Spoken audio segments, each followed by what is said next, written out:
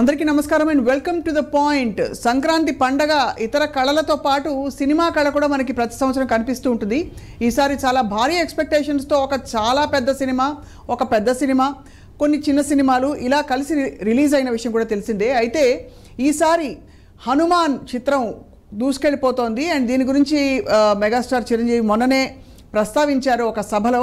హనుమాన్ ఫంక్షన్లో ఆయన మాట్లాడుతూ చిన్న సినిమాలకి స్పేస్ ఎందుకు క్రియేట్ చేయట్లేదు అని ప్రశ్నించారు. అలాగే బహుశా ఆ కారణంతోటో లేక ఈ సినిమా కథాంశం వల్లనో హనుమాన్ సినిమా ప్రస్తుతం అన్నిట్లో కంటే కూడా బెటర్గా పర్ఫామ్ చేస్తుందని విశ్లేషకులు అంచనా వేస్తారు. బట్ అఫ్ కోర్స్ రిలీజ్ నిన్ననే అయింది కాబట్టి అసలు ఏం జరుగుతోందో మాట్లాడదాం సినీ పరిశ్రమలో. మనతో పాటు ప్రముఖ సినీ విశ్లేషకులు సీనియర్ జర్నలిస్ట్ భరద్వాజ్ గారు ప్రస్తుతం ఐడ్రీమ్ స్టూడియోస్లో ఉన్నారు. నమస్కారం. నమస్తే సార్.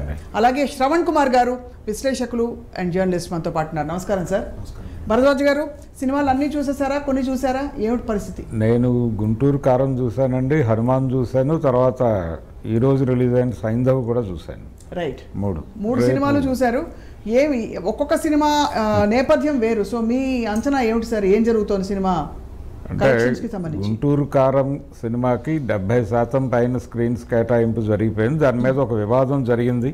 అవును, అంటే చిన్న సినిమాలను బతుకునేవరా అనే, అంటే ఎవరు అనలేదు, కానీ దిల్ రాజు గారు మొదటి రోజు ఆ సినిమా గురించి ప్రత్యేకంగా మాట్లాడటం, అవును, అది కొంత బయట చర్చనీయాంశంగా మారింది. తర్వాత చిరంజీవి గారు ఆ సినిమా గురించి డాష్ మీద మాట్లాడటం, అవును, పైగా దిల్ రాజు గారిని ఉద్దేశించి మాట్లాడాడు, ఆయన పేరు ప్రస్తావించి. అయితే ఎన్హాన్స్ చేశాడు. దిల్ రాజు గారు మాట్లాడిందంటే మీ సినిమాలో కంటెంట్ ఉంటే అదే స్క్రీన్స్ పెంచుకుంటుంది అన్నట్టు. దాదాపు అదే జరుగుతోంది ఇప్పుడు. అదే జరుగుతోంది. నెమ్మదిగా అది స్క్రీన్స్ పెంచుకునే పరిస్థితిలో ఉంది ఆ సినిమా. రైట్. గుంటూరు కారం మిక్స్డ్ టాక్ మాత్రమే కాదు, కొంత తగ్గింది. ఈరోజు కలెక్షన్ డౌన్ అయింది. ఈ డౌన్ ఎక్కడ దాకా పెడుతుంది అనేది రేపటికి పూర్తి అంచనా వస్తుంది దానికి సంబంధించి. రైట్. వ్యక్తిగతంగా మీకు ఏ సినిమా నచ్చింది సార్? అంటే ఈ రెండిట్లో కంపేర్ చేస్తే గుంటూరు కారంతో పోలిస్తే హనుమాన్ సమ్ బెటర్ అండి, సంథింగ్ బెటర్. అలాగే ఈ రోజు రిలీజ్ అయినటువంటి సైంధవ్ కూడా తను ఏం చెప్పాడో అది తీసాడు. అతను డైరెక్టర్ శైలేష్ రైట్ ఏం చెప్పాడో అది తీసాడు. అయితే వైలెన్స్ ఉంది సినిమాలో, విపరీతమైనటువంటి వైలెన్స్ ఉంది. వైలెన్స్ని ఒక సెంటిమెంట్ చుట్టూ నడిపాడు ఆయన. అది ఒక ఫార్ములా అనుకుని అలా డిజైన్ చేసుకుని వెళ్ళిపోయాడు. రైట్. సో కంపారిటివ్గా ఈ రెండు సినిమాలతో పోల్చినా కానీ హనుమాన్ కొంత బెటర్. రైట్. చాలా ఎమోషనల్గా మాట్లాడారు మొన్న మహేష్ బాబు గారు, శ్రవణ్ కుమార్ గారు. అంటే ఆయన ఎప్పుడూ లేనంత ఓపెన్ అప్ అయి మాట్లాడారు. మామూలుగా ఆయన మితభాష అని పేరు, చాలా ఎక్స్పెక్టేషన్స్ ఉన్నాయి అండ్ శ్రీలీల అద్భుతంగా డాన్స్ చేశారని చెప్పి, అలాగే ఒక్కొక్కళ్ళని పేరున ఆయన ధన్యవాదాలు కూడా చెప్పారు. సో ఏంటి సార్ సినిమాల పరిస్థితి ఈసారి సంక్రాంతిలో? సంక్రాంతికి ఇప్పుడు భారీ అంచనాలతో వచ్చింది సో మహేష్ బాబు గారి చిత్రం అని చెప్పాలి. వాస్తవానికి ఎప్పుడైనా సరే భారీ అంచనాలతో వస్తున్నప్పుడే కొంచెం అనుమానం కూడా కదులుతుంటాయి. ఎందుకంటే అంత ఎక్స్పెక్టేషన్ వచ్చినప్పుడు, సినిమా చూస్తున్నప్పుడు ఆ ఎక్స్పెక్టేషన్ రీచ్గా కూడా సీన్ బై సీన్ వస్తుంటే సినిమా మీద ఇంట్రెస్ట్ పెరుగుతుంటుంది. ఎక్స్పెక్టేషన్ ఎప్పుడు తగ్గుతుందో, ఒక సీన్కి అయితే భరిస్తారు, 2 సీన్లకి అయితే భరిస్తారు. ఇక సినిమా కంటిన్యూ అవుతూ ఉంటే ఇక ఫాల్ డౌన్ అవుతూ ఉన్నట్టుగా ఇంట్రెస్ట్ పోతుంది. దాంతో సినిమా ఫస్ట్ డిబేట్ టాక్ వస్తుంది, ఆ తర్వాత ఫ్లాప్ కిందకి వస్తుంది. వాస్తవానికి అయితే సంక్రాంతి హీరో అంటేనే మనం మ్యాక్సిమం ఫస్ట్ గుర్తొచ్చేది సూపర్ స్టార్ కృష్ణ గారి పేరుగా. సో అదే వారసత్వం నిలబెట్టుకుంటూ ఇది 7వ చిత్రంగా వచ్చినప్పటికీ తనకు బహుశా మళ్ళీ గొప్పగా సంక్రాంతి చిత్రం పేరు పెట్టేంతగా నిలబెట్టేంతగా అయితే లేదని చెప్పొచ్చు గుంటూరు కారం. ఇంకా చెప్పాలంటే గుంటూరు కారం చప్పగా ఉందని చెప్పొచ్చు. అది ఒక సినిమాని మొదటి రోజు అలా డిసైడ్ చేయడం పొరపాటు అవుతున్నది. అయినా కూడా ఈ కంపారిటివ్లో మాత్రం మనం గొప్పగా చెప్పాల్సినంతగా విజయాన్ని సాధిస్తుంది అయితే మనం చెప్పలేము. మొదటి రోజు అట్లా సినిమా ఇది కేవలం వ్యక్తిగత అభిప్రాయం కాదు, మార్కెట్ అంచనాలు, ఆ కలెక్షన్లు. ఎందుకంటే భారీ చిత్రంగా వచ్చినప్పుడు, అంత కాంపిటీషన్తో వచ్చినప్పుడు, ఇతర చిత్రాలకు స్పేస్ దొరకనంతగా బజ్ క్రియేట్తో వచ్చినప్పుడు ఆటోమేటిక్గా దాని మీద భారం ఎక్కువ ఉంటుంది, ఎక్స్పెక్టేషన్ ఎక్కువ ఉంటుంది. దాంతోపాటు సినిమా ప్రమోషన్స్ కూడా చాలా మంచిగా చేశారు. ఒక్కొక్క పాట రిలీజ్ చేసుకుంటూ ఒక్కొక్కటి ఎప్పుడైతే కుర్చీ మడత పెట్టి పాట రావడం, దాని మీద చాలా హిట్ అయింది సినిమా. హిట్ అయింది. అది బాగా పాట హిట్ అయ్యి బాగా చర్చకు వచ్చింది అని చెప్పవచ్చు. అంటే చాలా మంది విమర్శించారు కూడా, అంత పెద్ద హీరో ఆ పాట పదం పెట్టుకోవడం ఎంతవరకు కరెక్ట్. ఇదంతా వినడానికి బాగుందా బాగలేదని చర్చకులోకి తీసుకొచ్చినప్పుడు సినిమాకు బజ్ పెంచడంలో కూడా ఒక సక్సెస్ అని చెప్పొచ్చు. కానీ వాళ్ళని ఇట్లా అంటే వచ్చే ప్రేక్షకుల మీద ఎక్స్పెక్టేషన్ పెంచిచ్చి తీసుకొచ్చుకొని ఆ మాత్రం ఫీల్ ఇవ్వకపోయినప్పుడు ఖచ్చితంగా నిరాశ చెందుతారు. ఆ నిరాశ ఇప్పుడు మనం మన ఈరోజు సోషల్ ప్లాట్ఫామ్లో అదే నిరసనలు కానీ లేదా పెదవిరుపులు వింటున్నాం, చూస్తున్నాం. సోషల్ ప్లాట్ఫామ్లో జరుగుతున్నాయి అయితే ఖచ్చితంగా. ఇంకా చెప్తే బాగోదు, ఆ కుర్చీ మడత పెట్టే డైలాగ్ అయితే స్పష్టంగా వాళ్ళు తిరిగి సినిమా వాళ్ళకి ప్రయోగిస్తున్నారు. రైట్. భరద్వాజ్ గారు మీ కామెంట్స్ సార్ ఆన్ దిస్. అంటే సోషల్ మీడియా వచ్చాక అంటే చాలా ఓపెన్గా నచ్చకపోతే నచ్చలేదు, నచ్చిందంటే తెగ నచ్చేస్తుందని చెప్పేస్తున్నారు. అది ఎంతవరకు సబబు సార్? అంటే సినిమా మేకర్స్ తప్పకుండా వాళ్ళు అదే కృషి చేసి ఒక మహేష్ బాబు లాంటి హీరోని పెట్టి తీశారంటే అదే ఎఫర్ట్తో అద్భుతంగా తీయాలని తీసుంటారు. అందులో మహేష్ బాబు గారు చాలా సెలెక్టివ్గా స్పేస్డ్ అవుట్గా సినిమా చేస్తారు. అంటే వ్యూహాత్మకంగా వ్యవహరించారండి. సినిమా ప్రమోషన్కి సంబంధించి కూడా పెద్దగా హైప్ క్రియేట్ చేసే ప్రయత్నం అయితే జరగలేదు వాళ్ళ వైపు నుంచి. అంటే ఆడియన్స్ ప్లెయిన్గా థియేటర్కి వస్తే సర్ప్రైజ్ చేద్దాం లోపల అని అనుకున్నారు వాళ్ళు, కానీ అది జరగలేదు. ఆ మ్యాజిక్ వర్కౌట్ అవ్వలేదు థియేటర్లో. అవును. దానికి ప్రధాన కారణం డైరెక్టరే. అంటే త్రివిక్రమ్ శ్రీనివాస్ గారి లోపం మాత్రమే ఉంది ఆ సినిమాలో. సినిమా ఈ మేరకు అంటే నిన్న దాదాపు 30 కోట్ల వరకు కలెక్ట్ చేసిందని చెప్తున్నారు. ఈరోజు బాగా డౌన్ అయింది అది. రైట్. ఈరోజు దాదాపు దానిలో సగానికంటే కూడా తగ్గింది. రైట్. ఈ తగ్గుదల అంటే ఈ మేరకు రావటం కూడా మహేష్ బాబు క్రెడిటే అది. అంటే క్యారెక్టర్ డిజైనింగ్ కూడా చాలా నెగ్లిజెంట్గా వ్యవహరించాడు ఆయన. పాత్రలని డిజైన్ చేయటంలోనూ లోపం ఉంది, కథలో చాలా లోపాలు ఉన్నాయి. పునాదిలోనే లోపం ఉంది, అసలు కథకి అనుకున్నటువంటి మూలంలోనే చాలా లోపం. ఆశ్చర్యం, ఎందుకంటే ఇవి పండించడంలో త్రివిక్రమ్ గారు దిట్ట కాబట్టి సిద్ధాస్తులు ఆయన. అంటే మంచి క్యారెక్టరైజేషను అవన్నీ ఇవ్వడంలో, ఒక ఎమోషన్ పండించడంలో లేదండి. అసలు సినిమా టోటల్గా ఏదో గాలిలో తీసినట్టుగా ఉంది అది. పునాది లేకుండా దాని మీద ఒక 20 అంతస్తుల మేడ కట్టే ప్రయత్నం చేశాడు ఆయన. Right right right. అందుకని కుప్పకూలింది. రైట్. హనుమాన్ అన్నిటికంటే బెటర్గా పర్ఫామ్ చేయడానికి ఏంటి అంచనాలు లేకపోవడం కారణమా సార్? లేదు, అంచనాలు అనేది కూడా కాదండి. ఆ సినిమా అంటే థియేటర్కి వచ్చినటువంటి ప్రేక్షకులు ఏం జరుగుతుందో చూద్దామని వచ్చారు. రైట్. రెండోది కథ ఆయన కూడా ముందే చెప్పేశాడు. రైట్. అంటే హనుమంతుడు తాలూకా అంటే చిరంజీవి హనుమంతుడు అనుకుంటే, రైట్, హనుమంతుడికి మరణం లేదు అనుకుంటే ఆ శక్తిని ఎలాగోలా కబళించాలి అని కొంతమంది ప్రయత్నం చేస్తారు. అవును. ఆ ప్రయత్నాన్ని దైవం మానవులతో కలిసి ఎలా ఎదుర్కొంటుంది అనేది ఒక లేయర్ కథ ఆయన అనుకున్నది. రైట్. రెండో లేయరు ఒక ఊళ్ళో ఆ ఊరి భూస్వామిని ప్రజలు ఎలా ఎదిరిస్తారు అనేది ఇంకొక లేయర్లో అనుకున్నాడు. రైట్. ఈ 2 లేయర్లని కలుపుకుంటూ వెళ్ళటం అనేది ఆడియన్స్ని కొంచెం కూర్చోబెట్టింది థియేటర్లో. రెండోది ఆ భూస్వామిని ఒక జులాయి కుర్రాడు ఎదిరించటం అనేది, అది కొంచెం ఇంట్రెస్టింగ్గా అనిపించింది జనాలకి. అంటే కాంతారుడు అని అనుకోవచ్చా? అంతే, ఇంచుమించుగా అంతే అంతే. అయితే కాంతార ఒక దైవాంశం ఉండే మరొక దైవాంశం ఉండే కాంతార అనుకోవచ్చు. అంతే. అయితే దీనిలో కొంచెం ఫోక్ ఎలిమెంట్ని జోడించి ఉంటే అదే ఇంకో లెవెల్కి వెళ్ళి ఉండేది సినిమా. అయితే తను ఇంకొక మాట వినిపిస్తోంది, ఆదిపురుష్ అనే సినిమాతో కూడా కంపారిజన్ వస్తోంది. అవును.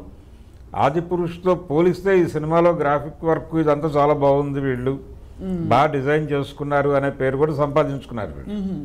అది కూడా కలిసి వస్తుంది ఇప్పుడు సినిమాకి. అంటే అక్షరాల ఈ సినిమాలో కూడా రివైవలిజం అంశాలు ఉన్నాయంటారు? ఉన్నాయండి. రైట్. ఉన్నాయి, ఇందులో కూడా ఉన్నాయి. రైట్. ఇందులోనూ ఉన్నాయి.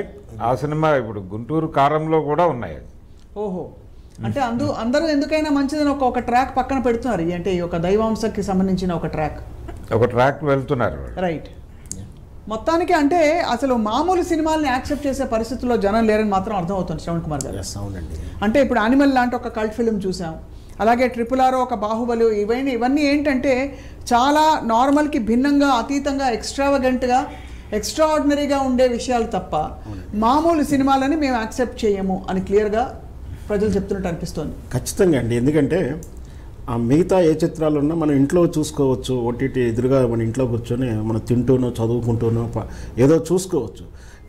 థియేటర్కి వెళ్ళి ఒక 1000 రూపీస్ ఫ్యామిలీ ఎక్స్పెండిచర్ చేసి చూడాలంటే ఆ సినిమాలో స్పెషాలిటీ ఏముంది అనేది ముందు వస్తుంది. అలాంటప్పుడు దానికి స్పెషాలిటీ ఇప్పుడు ఉన్నది ఏంటంటే విజువల్ ఎఫెక్ట్స్. ఆ విజువల్ ఎఫెక్ట్స్లో హనుమాను ఖచ్చితంగా హనుమంతుడు కనపరచడం కానీ ఆ సినిమాలో ఆ సెంటిమెంటు ఇప్పుడు పైగా ఇప్పుడు అయోధ్య రామ మందిరం నడుస్తుంది, అందరి నోళ్ళల్లో మదిల్లో రాముడు తాలూకు ఫ్లేవర్ అంతా కూడా రాముడు ఆ జపము ఆ భావజాలంలో ఉన్నారు. సమయానికి హనుమంతుడి చిత్రం రావడం కూడా కలిసి వచ్చింది, అంచనా లేకుండా వచ్చింది. ఆ చిత్రం మొత్తం మీద చిన్న బడ్జెట్ చిత్రంలో వచ్చింది.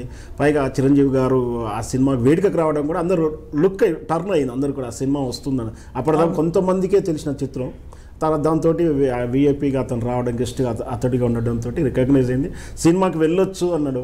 ఫస్ట్ ఇంకొకటి ఏంటంటే ఈ హనుమాన్ చిత్రం మొదటి ఆటకు కానీ ఫస్ట్ ఒక 20% అవతల గుంటూరు కారమో ఇంకా XYZ పెద్ద చిత్రంలో సినిమా టికెట్ దొరకని వాళ్ళు ఆల్టర్నేషన్కి వస్తారు ఫస్ట్, ఇట్లాంటి ఓవర్ఫ్లో ఇటు వస్తుంది. కానీ అప్పుడైతే అట్లా వస్తున్నప్పుడు దీని మీద ఏం ఎక్స్పెక్టేషన్స్ ఉండవు. అలా వెళ్ళిన ప్రేక్షకుడికి ఆ థియేటర్లో సినిమా చూస్తున్నప్పుడు సీన్ బై సీన్ ఇంతకుముందు చెప్పుకున్నట్టు ఆ విజువల్ ఎఫెక్ట్స్ కానీ ఆ దైవ భావం కానీ ఆ ఊరిలో అరాచకంగా జరుగుతున్నప్పుడు ఒక సామాన్యుడు ఎదిరిచే తీరు, ఆ హీరోకి ఒక హెల్మెట్ టాస్క్ ఇస్తున్నాడు అర్థమవుతుంటుంది, ఈ హీరో ఈ టాస్క్ ఫిల్ చేస్తాడా లేదా ఆసక్తిగా సినిమా అంతా చూస్తుంటాడు. సో దాన్ని క్యాచ్ చేసుకుని నిలబెట్టగలిగాడు ప్రశాంత్ వర్మ. తను ఆల్రెడీ హిట్ సినిమా 1 and 2 తీశాడు, నిజంగా కూడా ఇది హిట్ కిందని చెప్పాలి, ఇది కూడా ఒక హిట్ అని చెప్పవచ్చు ప్రశాంత్ వర్మ. అది యాక్చువల్లీ అంటే ఇది రామ్ గోపాల్ వర్మ గారు కూడా ట్వీట్ చేశారు మొన్న, మీరు చూసే ఉంటారు భరద్వాజ్ గారు. అంటే మరి అంటే ఈ సినిమా గురించి అంత ఆయన ఎందుకు ఇంప్రెస్ అయి ఉంటారు అని ఒక ప్రశ్న. హనుమాన్ అంటే సినిమాని సపోర్ట్ చేస్తూ ఆయన, ఎందుకంటే సాధారణ అనిమల్ని కూడా అదే మోతాదులో ఆయన సపోర్ట్ చేశారు. అనిమల్ గురించి అయితే చాలా ఆయన మాట్లాడారు.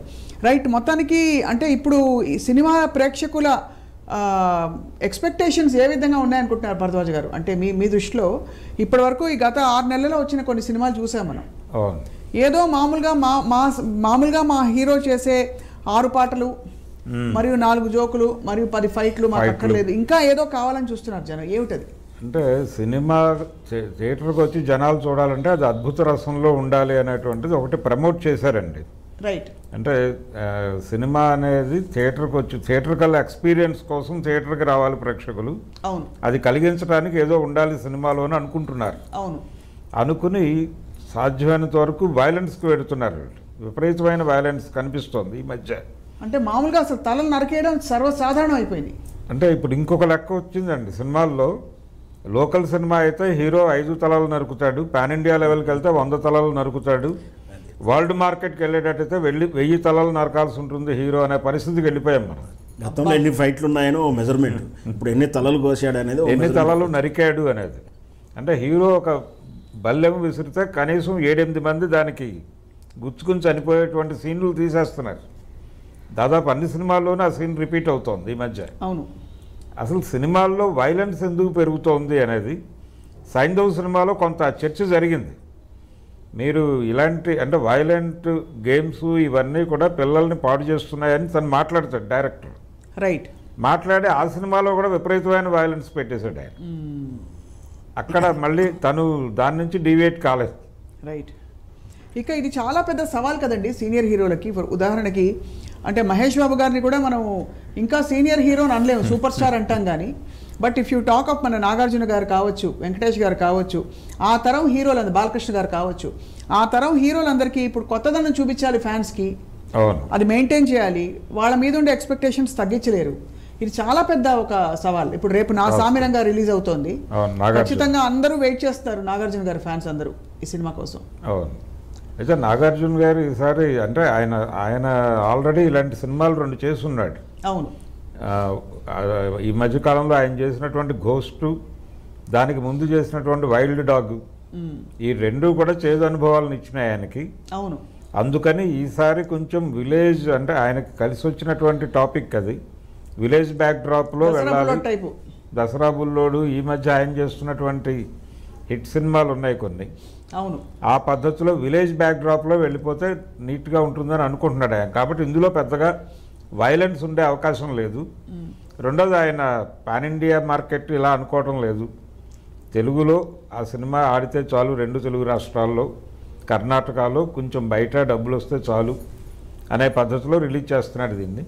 రైట్, రెండోది అక్కినేని కుటుంబం విజయానికి దూరమైంది ఈ మధ్యకాలంలో టోటల్గా. ఎందుకంటారు? ముగ్గురు అంటే సబ్జెక్ట్ సెలక్షన్ దగ్గర నుంచి రకరకాల లోపాలు జరుగుతున్నాయి. అండ్ అలాగే మీరు అన్నట్టు పాన్ ఇండియా పెద్ద పెద్ద అటెంప్ట్స్ ఏమి చేసిన దాఖలాలు మనకి లేదని చేశారు. ఏజెంట్ సినిమా పాన్ ఇండియా మార్కెట్ని అడ్రస్ చేస్తూనే ప్రయత్నం చేశారు, అది వర్కౌట్ అవ్వలేదు, చాలా ఘోరంగా విఫలం చెందారు ఆ విషయంలో. ఆ తర్వాత వాళ్ళు చేసినటువంటి కస్టడీ సినిమా కొంచెం వెరైటీగా ఉంటుందని ఒక ప్రయత్నం చేశారు వెంకట్ ప్రభుతో, అది వర్కౌట్ అవ్వలేదు. రైట్. ఇప్పుడు అంటే కొంచెం రిలీఫ్ ఏంటంటే వాళ్ళకి దూత కొంచెం మంచి పేరు తీసుకొచ్చింది. రేపు రాబోతున్నటువంటి అరవింద్ గారి సమర్పణలో రాబోతున్న తండేల్ కూడా ప్రామిసింగ్గా ఉంది. ట్రైలర్ రిలీజ్ అయింది, అది ప్రామిసింగ్గా ఉండటమే కాదు దానికి అది డెఫినెట్గా వర్కౌట్ అవుతుంది అని కూడా అనిపించింది అది చూస్తే. రైట్. అంటే దానిలో కొంచెం దేశభక్తి ఇవన్నీ మిక్స్ చేశారు, కొంచెం పాకిస్తానీ వ్యతిరేకత, ఇస్లాం వ్యతిరేకత ఇవన్నీ కలిపి ఒక ఫార్ములా వండారు దాన్ని. దేనిలో? తండేల్ అనే సినిమాలో, ఇప్పుడు నాగ చైతన్య రాబోతున్నటువంటి సినిమాలో. రైట్. ఇది డెఫినెట్గా మార్కెట్లో వర్కౌట్ అవుతుంది. ఈ జ్ఞానంతోనే అరవింద్ గారు ఆ సినిమా టేకప్ చేశారు అనేది కూడా మనకు అర్థమవుతుంది ఆ ట్రైలర్ చూస్తే. రైట్. సో మొత్తానికి శ్రవణ్ కుమార్ గారు ఓటీటీల ప్రభంజనం తర్వాత ఇప్పుడు హాయిగా ఒక వెబ్ సిరీస్ తీసిన పెద్ద పెద్ద స్టార్స్తో తీస్తున్నారు. ఇంటిపటి నుండి ఈ థియేట్రికల్ రిలీజులకు కావాల్సిన మెటీరియల్ తయారు చేయడంలో డైరెక్టర్లకు ఒక చాలా పెద్ద సవాల్ అంటారా? ఖచ్చితంగా సవాల్ ఏంటి, సవాల్ కాబట్టే ఇప్పటికి నిన్నటి ఈ చిత్రాల్లో కూడా త్రివిక్రమ్ గారు తీసుకున్న పాత ఈక్వేషన్, మినిమం గ్యారంటీ ఈక్వేషన్ తీసుకున్నాడు. ఈ హనుమాన్ కూడా కొత్త స్టోరీ అని చెప్పలేదు, ఎందుకంటే ఒక మహిమగలది ఏదైనా ఒక వస్తువు అంటే సోషియో ఫాంటసీలో అవును హీరోకు లేదా అక్కడ దొరకడం, దాన్ని విలన్ను హస్తగతం చేసుకోవాలనుకోవడం, దీనికి ఈ మంచికి చెడుకు మధ్యలో దేవుడు వచ్చేసి ఆ అంటే ఇష్టదైవం. ఆ చిత్రాల్లో ఒక సినిమాలో శివుడు, ఇంకో సినిమాలో ఇంకో రకంగా ఉంటుంది. సో అదే ఈక్వేషన్ సోషల్ ఫాంటసీ. కానీ ఇక్కడ విజువల్ ఎఫెక్ట్స్ ఇస్తూ అక్కడ ఖచ్చితంగా కథనంలో మంచి బలం చూపించగలిగినప్పుడు ఇట్లాంటి రిజల్ట్ మనకు ఇప్పుడు వచ్చినట్టు హనుమాన్ చిత్రం తాలూకు రిజల్ట్స్ కనిపిస్తాయి. ఎప్పుడైతే మినిమం గ్యారంటీ దాంతోపాటు హీరో ఇమేజ్ యాడ్ అవుతుందో, హీరో కోసం ఫైటింగ్ పెట్టి అవసరం లేకున్నా ఫైటింగ్ పెట్టి మనం గతంలో చూసాం.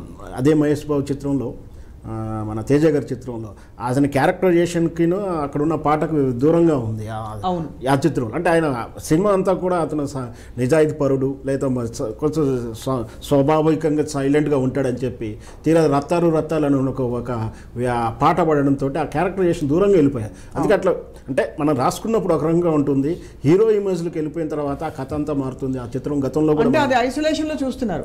దాంతో మీరు జగదేక వీరుడు అతిలోక సుందరి కూడా సోషియో ఫ్యాంటసీ, అయితే అందులో అన్ని హావభావాలు కావచ్చు, వాళ్ళు చేసే విన్యాసాలు కావచ్చు అతుకుతాయి.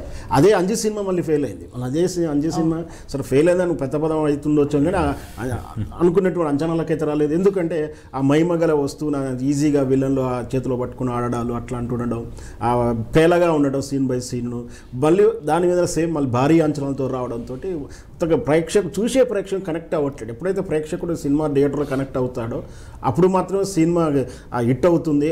అంచనాలకు దూరంగా వెళ్ళినప్పుడు, అంటే ప్రేక్షకునికి ఆలోచనలకు దూరంగా వెళ్ళినప్పుడు ఎంతసేపటికి మార్కెట్ వాల్యూ అను, హీరో ఇమేజ్ అని, లేదా ఇన్ని కోట్లు పెట్టి తీయాలి, ఇంత పెద్దగా తీయాలని అసలు కథను మర్చిపోయి, కథాసూత్రాన్ని మర్చిపోయి ఆ హీరో ఇమేజ్కి వెళ్ళిపోవడం వల్లనే అధిక భారం పడుతుంది. దానివల్ల అధిక ఎక్స్పెక్టేషన్ అవుతుంటే తీరా వచ్చిన తర్వాత బాక్స్ ఆఫీసులు ఖాళీగా ఉంది. హీరోస్ ఫిల్మ్ నుంచి డైరెక్టర్స్ ఫిల్మ్ వరకు మనం వస్తున్నాం దాదాపుగా. కొంతమంది విషయంలో ఇప్పుడు ఇట్స్ సందీప్ రెడ్డి వంగా ఫిల్మ్ అంటున్నాం, ఇట్స్ అన్ ఆర్జీవి ఫిల్మ్ అన్నాం గతంలో, చాలా వరకు పూరి జగన్ ఫిల్మ్ అని కూడా అంటాం.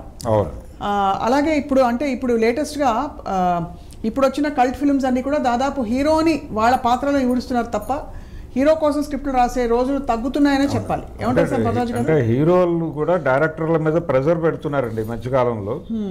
అంటే పాన్ ఇండియా మార్కెట్ కావాలి అంటే క్వాలిటీ సినిమా కావాలంటే బడ్జెట్ కావాలి, దీంతోపాటు రెమ్యునరేషన్లు కూడా పెరుగుతాయి ఈ మార్కెట్ పెరిగితే. కాబట్టి పాన్ ఇండియా సబ్జెక్టులు డిజైన్ చేయమనే ప్రెజర్ అయితే హీరోలు డైరెక్టర్ల మీద పెడుతున్నారు, ఆ తరహా సబ్జెక్టులు డిజైన్ చేయండి అని. దాంతో వీళ్ళు ఆ గందరగోళంలో ఉన్నారు, డైరెక్టర్లు ఆ కన్ఫ్యూజన్లో ఉన్నారు. ఎలా చెప్పాలి? ఇప్పుడు హనుమాన్ సినిమా ఒక రకంగా హీరో లేకపోయినా, స్టార్డమ్ లేకపోయినా కానీ నేను సబ్జెక్టుతో జనాల్ని పట్టుకొచ్చి థియేటర్లో కూర్చోబెట్టగలను అనే ఒక భరోసా ఇచ్చాడు ఆయన. అవును, వర్మ. ఇది కొంచెం స్టార్డమ్ని ఇబ్బంది పెట్టే సినిమాలు ఇలాంటివి. ఆయన కూడా అద్భుత రసంలోనే వెళ్ళాడు, సోషల్ ఫ్యాంటసీ కాబట్టి దానికి ఆయన వాడినటువంటి విజువల్ ఎఫెక్ట్స్ ఇవన్నీ యాడ్ అయినాయి. వైలెన్స్ విజువల్గా వెళ్ళలేదు సినిమాలో, కాబట్టి అందుకని కొంచెం ఫ్రెష్గా అనిపించింది సినిమా, హాయిగా ఉంది సినిమా అతను ఏం చెప్పినప్పటికీ.